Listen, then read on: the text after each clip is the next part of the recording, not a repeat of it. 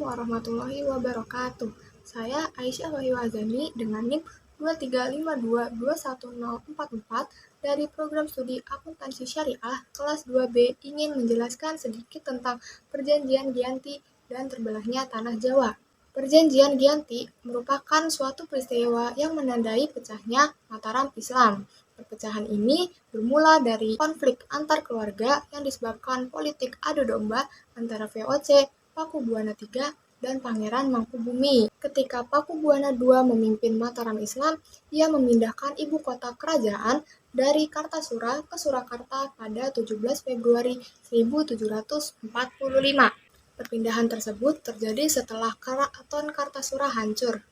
Hal ini semakin memperkuat Raden Mas Said untuk merebut tahta Mataram Islam dari tangan pamannya, Pakubuwana II. Karena memiliki tujuan yang sama, Raden Mas Said akhirnya bekerja sama dengan Pangeran Mangkubumi untuk merebut tahta Mataram Islam yang dipegang oleh Pakubuwana III yang saat itu dibantu oleh VOC. Pada 20 Desember tahun 1749, Pakubuwana II wafat.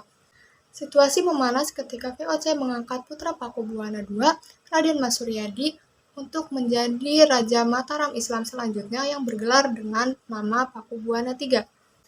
Raden Mas Said dan Pangeran Mangkubumi kembali melancarkan serangan kepada Pakubuwana III dan juga VOC.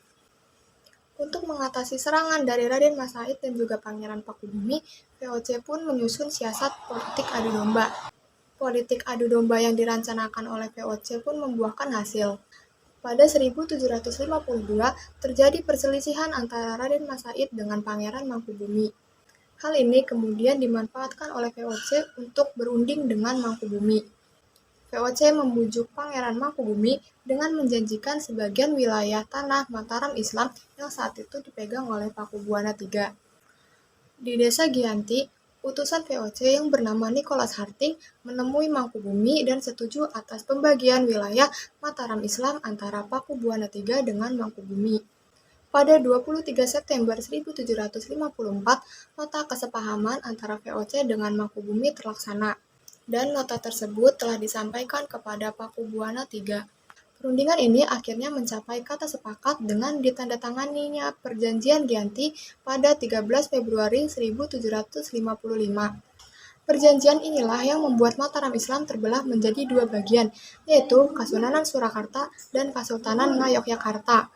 Setelah Perjanjian Giyanti ditandatangani, maka Pangeran Mangkubumi pun mendapatkan setengah dari tanah Mataram Islam yang kemudian memunculkan Kasultanan baru bernama Kasultanan Ngayogyakarta Hadiningrat.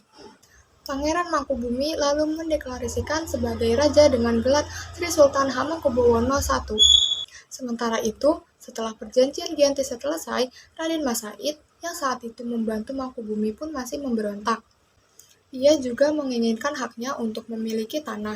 Setelah bertahun-tahun perang dengan Raden Mas Said, akhirnya VOC menandatangani sebuah perjanjian Salatiga pada tahun 1757.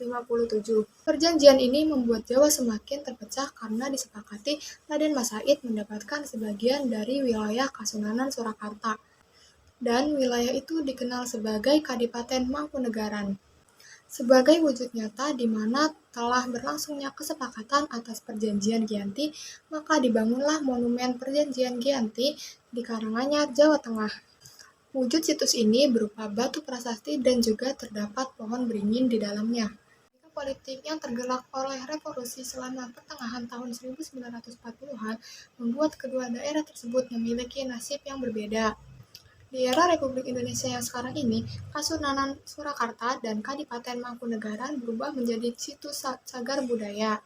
Sedangkan Yogyakarta berubah menjadi daerah istimewa atau yang biasa kita kenal sebagai Daerah Istimewa Yogyakarta.